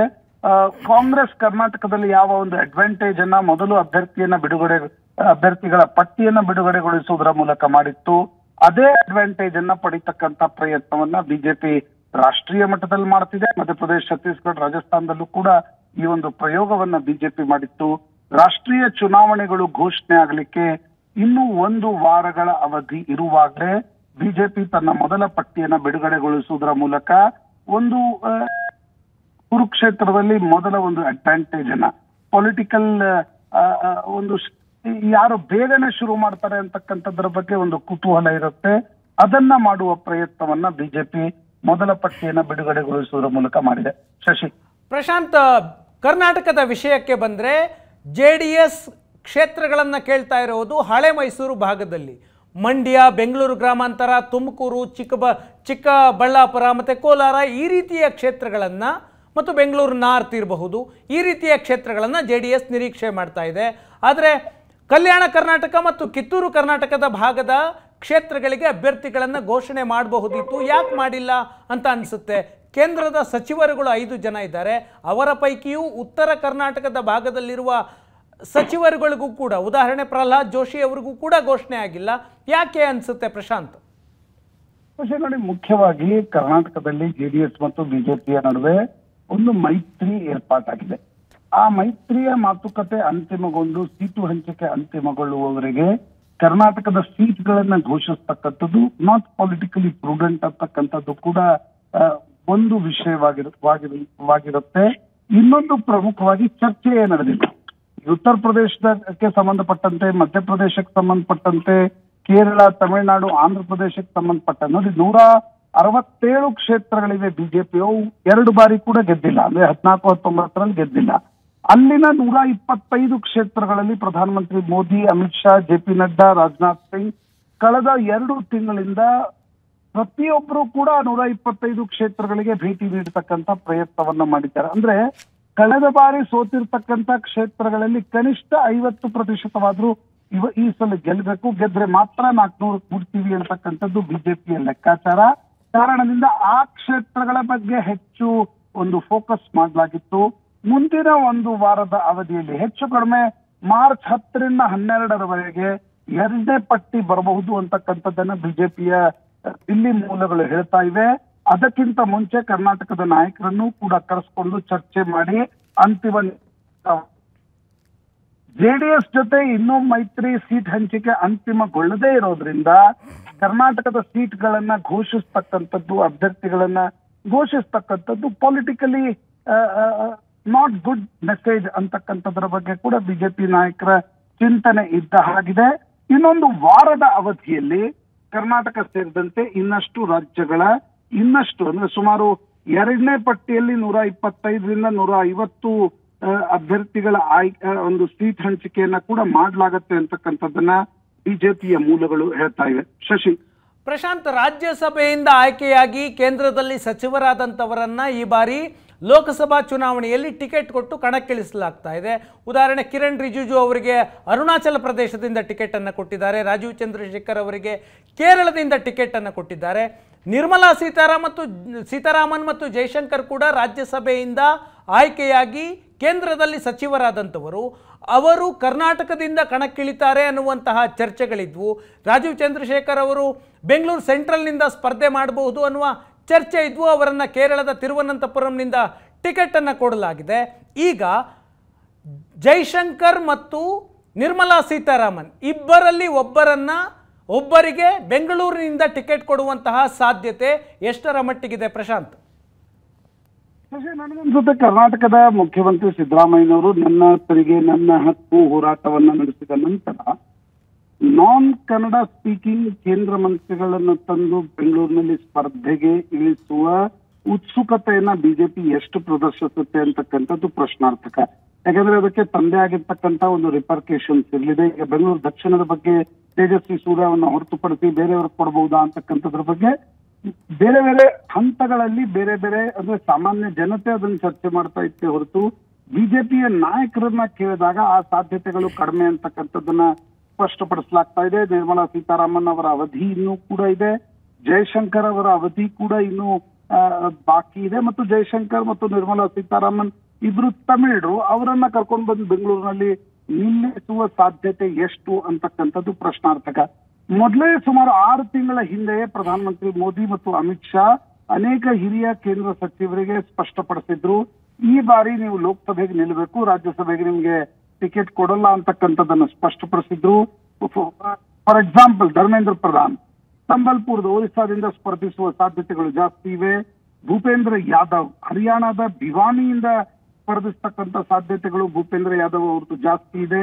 ಈಗಾಗಲೇ ಕಿರಣ್ ರಿಜಿಜು ಅರುಣಾಚಲ್ ಪ್ರದೇಶಕ್ಕೆ ಸೇರಿದವರು, ಹಿಂದೆ ಅರುಣಾಚಲ್ ಪ್ರದೇಶದಿಂದ ಗೆದ್ದು ಕೂಡ ಬಂದಿದ್ರು. ಒಮ್ಮೆ ಅವರನ್ನ ಮತ್ತೊಮ್ಮೆ ರಾಜ್ಯಸಭೆಯಿಂದ ಲೋಕಸಭೆಗೆ ಕಳಿಸ್ತಕ್ಕಂಥ ಒಂದು ಪ್ರಯತ್ನವನ್ನ ಬಿಜೆಪಿ ಮಾಡ್ತಾ ಇದೆ. ರಾಜೀವ್ ಚಂದ್ರಶೇಖರ್ ರಾಜ್ಯಸಭೆಗೆ 3 ಬಾರಿ ಕರ್ನಾಟಕದಿಂದ ಆಯ್ಕೆಯಾಗಿದ್ರು. ಈ ಬಾರಿ ಕೇರಳದಲ್ಲಿ ಒಂದು ರೀತಿಯಾಗಿರ್ತಕ್ಕಂಥ ಓಪನ್ ಮಾಡಬೇಕು ಅಂತಕ್ಕಂಥದ್ರ ಬಗ್ಗೆ ಬಿಜೆಪಿಯಲ್ಲಿ ಸಾಕಷ್ಟು ಉತ್ಸುಕತೆ ಇದೆ. ಖಾತೆ ತೆರೀಬೇಕು ಅನ್ನುವ ಉತ್ಸಾಹದಲ್ಲಿ ಒಂದು ಸುರೇಶ್ ಗೋಪಿ ಮತ್ತು 2 ರಾಜೀವ್ ಚಂದ್ರಶೇಖರ್. ಇವೆರಡರ ಕ್ಷೇತ್ರಗಳ ಬಗ್ಗೆ ಸಾಕಷ್ಟು ಕುತೂಹಲ ಇದೆ, ತಿಚೂರ್ ಮತ್ತು ತಿರುವನಂತಪುರಂ ಬಗ್ಗೆ. ಹೀಗಾಗಿ ತಿರುವನಂತಪುರಂಗೆ ರಾಜೀವ್ ಚಂದ್ರಶೇಖರ್ ಅವರನ್ನ ಶಶಿ ಥರೂರ್ ಅವರ ವಿರುದ್ಧ ಕಣಕ್ಕಿಳಿಸಲಾಗಿದೆ. ಬಹುತೇಕ ರಾಜ್ಯಸಭಾ ಸದಸ್ಯರಿದ್ದು ಪಿಯೂಷ್ ಗೋಯಲ್, ಧರ್ಮೇಂದ್ರ ಪ್ರಧಾನ್, ಭೂಪೇಂದ್ರ ಯಾದವ್ ಇವರಿಗೂ ಕೂಡ 2ನೇ ಹಂತದಲ್ಲಿ ಟಿಕೆಟ್ ನೀಡತಕ್ಕಂತ ಸಾಧ್ಯತೆಗಳು ಜಾಸ್ತಿ ಇವೆ. ನಿರ್ಮಲಾ ಸೀತಾರಾಮನ್ ಮತ್ತು ಜೈಶಂಕರ್ ಇಸ್ ಎ ಟೆಕ್ನೋಕ್ರಾಟ್. ಹೀಗಾಗಿ ಜೈಶಂಕರ್ ಅವರನ್ನ ಎಷ್ಟರ ಮಟ್ಟಿಗೆ ಚುನಾವಣಾ ಕಣಕ್ಕಿಳಿಸ್ತಾರೆ, ಯಾಕಂದ್ರೆ ಹರ್ದೀಪ್ ಸಿಂಗ್ ಪುರಿ ಅವರನ್ನ ಕಳೆದ ಬಾರಿ ಅಮೃತ್ಸರದಲ್ಲಿ ಚುನಾವಣಾ ಕಣಕ್ಕಿಳಿಸಲಾಗಿತ್ತು. ಅದರ ಹಿಂದೆ ಅರುಣ್ ಜೇಟ್ಲಿ ಅವರನ್ನ ಅಮೃತ್ಸರದಲ್ಲಿ ಕಣಕ್ಕಿಳಿಸಲಾಗಿತ್ತು. 2 ಬಾರಿ ಕೂಡ ಬಿಜೆಪಿಗೆ ಯಾವುದೇ ಒಂದು ಯಶಸ್ಸು ಸಿಕ್ಕಿರ್ಲಿಲ್ಲ. ಜಯಶಂಕರ್ ಕೂಡ ಟೆಕ್ನೋಕ್ರಾಟ್, ಒಳ್ಳೆಯ ವಿದೇಶಾಂಗ ಮಂತ್ರಿ. ಆದ್ರೆ ಚುನಾವಣಾ ರಾಜಕಾರಣದಲ್ಲಿ ಎಷ್ಟರ ಮಟ್ಟಿಗೆ ಧುಮುಕಲು ಆಸಕ್ತಿ ಇದೆ ಅಂತಕ್ಕಂಥದ್ದು ಪ್ರಶ್ನೆ. ನಿರ್ಮಲಾ ಸೀತಾರಾಮನ್ ರಾಜ್ಯಸಭೆಯಿಂದ ಸತತವಾಗಿ ಆಯ್ಕೆ ಆಗ್ತಾ ಬರ್ತಾ ಇದ್ದಾರೆ. ಅವರಿಗೆ ಕೊಡಬೇಕಾದ್ರೆ, ಯಾಕಂದ್ರೆ ನಿರ್ಮಲಾ ಸೀತಾರಾಮನ್ ತಕ್ಷಣ ಸಿದ್ದರಾಮಯ್ಯನವರು ಒಂದು ರೀತಿಯಾಗಿರ್ತಕ್ಕಂಥ ಟೀಕೆಗಳನ್ನ ಶುರು ಮಾಡ್ತಾರೆ. ಆ ಟೀಕೆಗಳಿಗೆ ಉತ್ತರವನ್ನ ಕೊಡಬೇಕಾ ಅಥವಾ ಸ್ಥಳೀಯರಿಗೆ ಟಿಕೆಟ್ ಕೊಡಬೇಕಾ ಅಂತಕ್ಕಂಥದ್ದು ನನಗನ್ಸುತ್ತೆ ಇನ್ ಪ್ರಿನ್ಸಿಪಲ್ ಪಾಲಿಸಿ ನಿರ್ಣಯದ ಒಂದು ಭಾಗವಾಗುತ್ತೆ. ಆದ್ರೆ ನನಗನ್ಸುತ್ತೆ ಶಶಿ, ನನ್ನ ತೆರಿಗೆ ನನ್ನ ಹಕ್ಕು ಹೋರಾಟದ ನಂತರ ಸಿದ್ದರಾಮಯ್ಯನವರು ಇಷ್ಟೊಂದು ಅಗ್ರೆಸಿವ್ ಆಗಿರುವಾಗ ಹೊರಗಿನಿಂದ ತಂದು ಎಷ್ಟರ ಮಟ್ಟಿಗೆ ಟಿಕೆಟ್ಗಳನ್ನ ಕರ್ನಾಟಕದಲ್ಲಿ ನೀಡ್ತಾರೆ ಅಂತಕ್ಕಂಥದ್ದು ಪ್ರಶ್ನಾರ್ಥಕ ಅಂತ ಅನ್ಸುತ್ತೆ. ಪ್ರಶಾಂತ್, ಕರ್ನಾಟಕದಿಂದ 28 ಕ್ಷೇತ್ರಗಳಿದ್ದಾವೆ, 25 ಸಂಸದರಿದ್ದಾರೆ ಬಿಜೆಪಿಯಿಂದ. ದೇಶಾದ್ಯಂತ 303 ಬಿಜೆಪಿಯ ಸಂಸದರಿದ್ದಾರೆ. ಎಷ್ಟು ಜನರಿಗೆ ಟಿಕೆಟ್ ತಪ್ಪಬಹುದು ಅಂತ ಒಂದು ಸ್ಟ್ಯಾಟಿಸ್ಟಿಕ್ಸ್ ಇದೆ. 2014ರಲ್ಲಿ 282 ಜನ ಬಿಜೆಪಿ ಸಂಸದರಾಗಿದ್ದರು. ಅವರಲ್ಲಿ 173 ಜನರಿಗೆ ಅಷ್ಟೇ ಟಿಕೆಟನ್ನು ಕೊಡಲಾಯಿತು. 109 ಸಂಸದರಿಗೆ, ಹಾಲಿ ಸಂಸದರಾಗಿದ್ದವರಿಗೆ ಟಿಕೆಟನ್ನು ತಪ್ಪಿಸಲಾಗಿತ್ತು. ಅಂದರೆ 38% ಹಾಲಿ ಸಂಸದರಿಗೆ ಟಿಕೆಟ್ ತಪ್ಪಿಸಲಾಗಿತ್ತು ಪ್ರಶಾಂತ್. ಅದರಲ್ಲಿ ಹೊಸಬರಿಗೆ 158 ಹೊಸಬರಿಗೆ 2014ರಲ್ಲಿ ಟಿಕೆಟ್ ಕೊಟ್ಟಿದ್ರು. ಆನಂತರ 103 ಜನರಿಗಷ್ಟೇ ಹೊಸಬರಿಗೆ ಟಿಕೆಟ್ ಕೊಟ್ಟರು, ಅವರಿಗೆ ಕಂಟಿನ್ಯೂ ಮಾಡಿದ್ರು 2019ರಲ್ಲಿ. ಅಂದರೆ 2014ರಲ್ಲಿ ಕಣಕ್ಕಿಳಿದಿದ್ದಂತಹ 55 ಹೊಸ ಸಂಸದರಿಗೆ 2019ರಲ್ಲಿ ಟಿಕೆಟ್ ಕೊಟ್ಟಿರಲಿಲ್ಲ.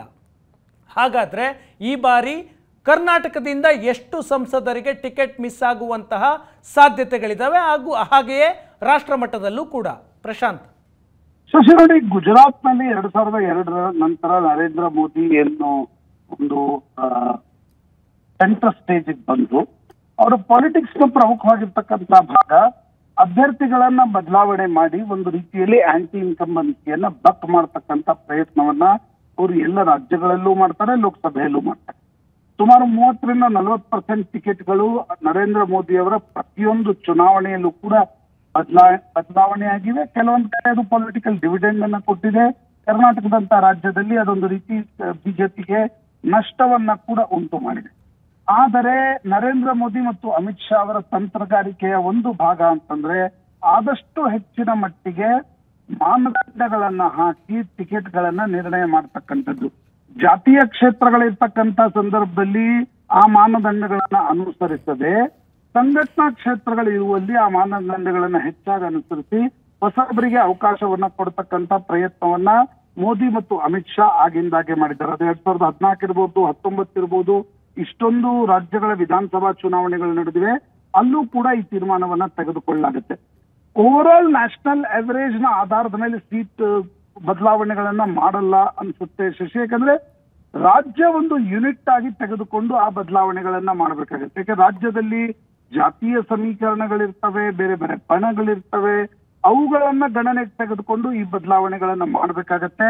ಕರ್ನಾಟಕಕ್ಕೆ ಬಂದ್ರೆ ಬಿಜೆಪಿಯ ಆಂತರಿಕ ಮೂಲಗಳು ಹೇಳುತ್ತಿರುವ ಪ್ರಕಾರ 13ರಿಂದ 14 ಕ್ಷೇತ್ರಗಳು ಬದಲಾವಣೆ ಆಗಬೇಕು ಅಂತಕ್ಕಂಥ ಒಂದು ತೀರ್ಮಾನವನ್ನ ಮಾಡಲಾಗಿದೆ ರಾಜ್ಯದ ಹಂತದಲ್ಲಿ. ಕೇಂದ್ರಕ್ಕೆ ಹೋದಾಗ ಈಗ ಅದು ಜಾತೀಯ ಸಮೀಕರಣಗಳೇನು, ಎಷ್ಟು ಬದಲಾವಣೆ ಮಾಡಬಹುದು, ಎಷ್ಟು ಬಂಡಾಯವನ್ನ ಎದುರಿಸಬೇಕಾಗತ್ತೆ, ಇವೆಲ್ಲವನ್ನ ಅಳೆದು ತೂಗಿ ಅಂತಿಮ ನಿರ್ಧಾರವನ್ನ ತೆಗೆದುಕೊಳ್ಬೇಕಾಗತ್ತೆ. ಅದೇ ಮೇಲ್ನೋಟಕ್ಕೆ ನೋಡಿದ್ರೆ ಶ್ರೀನಿವಾಸ್ ಪ್ರಸಾದ್ ನಿಲ್ಲಲ್ಲ ಅಂತಕ್ಕಂಥದ್ದು ಸ್ಪಷ್ಟ. ಇನ್ನೊಂದ್ ಕಡೆ GS ಬಸವರಾಜು ನಿಲ್ತಾ ಇಲ್ಲ, ಬಚ್ಚೇಗೌಡರು ನಿಲ್ತಾ ಇಲ್ಲ, ಅಲ್ಲಿ 3 ಆಯ್ತು. ನಾರಾಯಣ ಸ್ವಾಮಿ ನನಗೆ ಟಿಕೆಟ್ಗೆ ಆಸಕ್ತಿ ಇಲ್ಲ ಅಂತಕ್ಕಂಥದ್ದನ್ನು ಹೇಳಿದ್ದಾರೆ. 4 ಆಯ್ತು. GM ಸಿದ್ದೇಶ್ ಅವರಿಗೆ ವಯಸ್ಸಾಗಿದೆ ಅನ್ನುವ ಕಾರಣಕ್ಕೋಸ್ಕರ ಟಿಕೆಟ್ ಕೊಡೋದು ಬೇಡ ಅಂತಕ್ಕಂಥದ್ದು ಕೆಲವರ ಅಭಿಪ್ರಾಯ. ಆದ್ರೆ ಯಡಿಯೂರಪ್ಪನವ್ರಿಗೆ ಅನಿಸ್ತಾ ಇದೆ GM ಸಿದ್ದೇಶ್ ಟಿಕೆಟ್ ಕೊಟ್ರೆ ಶಿವಮೊಗ್ಗಕ್ಕೂ ಲಾಭ ಆಗತ್ತೆ, ಹಾವೇರಿಯಲ್ಲೂ ಲಾಭ ಆಗತ್ತೆ ಅಂತಕ್ಕಂಥದ್ದು. ಇನ್ನೊಂದ್ ಕಡೆ ಶಿವಕುಮಾರ್ ಉದಾಸಿ ರಾಜಕೀಯ ನಿವೃತ್ತಿಯನ್ನ ಪಡೆದುಕೊಂಡಿದ್ದಾರೆ. ಇನ್ನೊಂದು ಕಡೆ ಜಿಗಜಿಣಗಿ ಬಗ್ಗೆ ಸಾಕಷ್ಟು ಪ್ರಶ್ನೆಗಳಿದ್ವು. ಆದ್ರೆ ಈಗ ಜಿಗಜಿಣಗಿ ಅವ್ರಿಗೆ ಕೊಡ್ಲಿಲ್ಲ ಆದ್ರೆ ಅವ್ರು ಬೇರೆ ಪಕ್ಷಕ್ಕೆ ಹೋದ್ರೆ ಅಂತಕ್ಕಂತ ಆತಂಕದ ಕಾರಣಗಳು ಇವೆ. ಒಂದ್ ಕಡೆ ಗೋವಿಂದ ಕಾರಜೋಳರ ಹೆಸರು ಕೂಡ ತರೆಯ ಹಿಂದಿನಿಂದ ಕೇಳಿ ಬರ್ತಾ ಇದೆ. ಸದಾನಂದ ಗೌಡರು ಮೊದಲು ನಾನು ನಿಲ್ಲಲ್ಲ ಅಂತಕ್ಕಂಥದ್ದನ್ನ ಹೇಳಿದ್ರು, ಈಗ ಹೇಳ್ತಿದ್ದಾರೆ JP ನಡ್ಡಾ ನಿಲ್ಲು ಅಂತಕ್ಕಂಥ ಒಂದು ಸೂಚನೆ ಕೊಡ್ತಾ ಇದ್ದಾರೆ ಅಂತಕ್ಕಂಥದ್ದು. ನಿಜ ಏನು ಅನ್ನೋದು ಟಿಕೆಟ್ ಹಂಚಿಕೆಯಲ್ಲೇ ಸ್ಪಷ್ಟವಾಗಬೇಕು. ಅದೇ ರೀತಿಯಲ್ಲಿ ನೀವು ನೋಡಿದ್ರೆ ಭಗವಂತ್ ಖೂಬಾ ಟಿಕೆಟಿನ ಬಗ್ಗೆ ಸಾಕಷ್ಟು ಆತಂಕ ಅಂದ್ರೆ ವಿರೋಧ ಇದೆ. ಕಲಬುರಗಿಯಲ್ಲಿ ಉಮೇಶ್ ಜಾಧವ್ ಅವರಿಗೆ ಟಿಕೆಟ್ ಕೊಡಬೇಕು ಬೇಡವೋ ಅಂತಕ್ಕಂಥದ್ರ ಬಗ್ಗೆ ವಿರೋಧ ಇದ್ರೂ ಕೂಡ ಬೇರೆ ಅಭ್ಯರ್ಥಿ ಬಿಜೆಪಿಯ ಬಳಿ ಇಲ್ಲ. ರಾಯಚೂರಿನಲ್ಲಿ ಶಿವನಗೌಡ ನಾಯಕ್ ನನ್ಗೆ ಕೊಡಿ ಟಿಕೆಟ್ ಅಂತಕ್ಕಂಥದ್ದನ್ನ ಕೇಳ್ತಾ ಇದ್ದಾರೆ. ಅಲ್ಲಿ ರಾಜಾ ಅಮರೇಶ್ ನಾಯಕ್ ಬಿಜೆಪಿಯ ಸಂಸದರಾಗಿದ್ರು.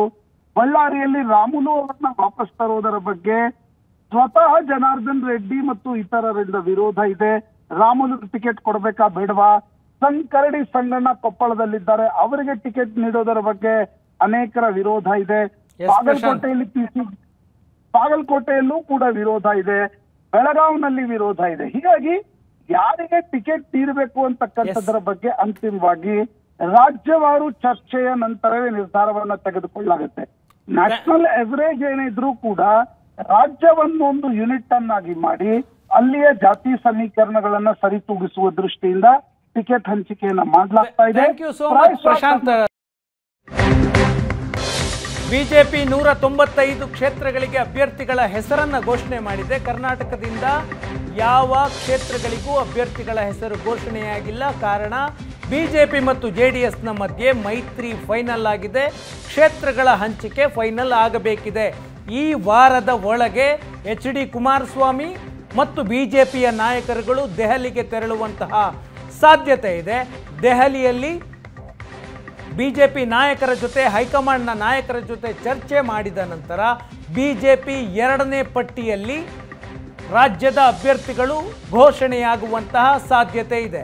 ಹಳೆ ಮೈಸೂರು ಭಾಗದಲ್ಲಿ JDS 5 ಕ್ಷೇತ್ರಗಳನ್ನು ಡಿಮ್ಯಾಂಡ್ ಮಾಡ್ತಾ ಇದೆ. ಬಿಜೆಪಿ 3 ಕ್ಷೇತ್ರ ಕೊಡ್ತೀವಿ ಅನ್ನುವ ಚರ್ಚೆ ಮಾಡಿದೆ. ಇನ್ನೂ ಫೈನಲ್ ಆಗಿಲ್ಲ. ಮಾರ್ಚ್ 10ರ ಒಳಗೆ ಫೈನಲ್ ಆಗುವಂತಹ ಸಾಧ್ಯತೆ ಇದೆ. 2ನೇ ಪಟ್ಟಿಯಲ್ಲಿ 125 ಕ್ಷೇತ್ರಗಳಿಗೆ ಬಿಜೆಪಿ ಅಭ್ಯರ್ಥಿಗಳ ಲಿಸ್ಟನ್ನು ಘೋಷಣೆ ಮಾಡುವ ಸಾಧ್ಯತೆ ಇದೆ. ಆ ಪಟ್ಟಿಯಲ್ಲಿ ಬಿಜೆಪಿಯಿಂದ ಒಂದು 10ರಿಂದ 15 ಕ್ಷೇತ್ರಗಳಿಗೆ ಟಿಕೆಟ್ ಘೋಷಣೆಯಾಗುವ ಸಾಧ್ಯತೆ ಇದೆ. ಅಷ್ಟರ ಒಳಗೆ ಬಿಜೆಪಿ ಮತ್ತು JDSನ ಮಧ್ಯದ ಕ್ಷೇತ್ರ ಹಂಚಿಕೆಯ ಬಿಕ್ಕಟ್ಟು ಫೈನಲ್ ಆಗುವ ಸಾಧ್ಯತೆ ಇದೆ.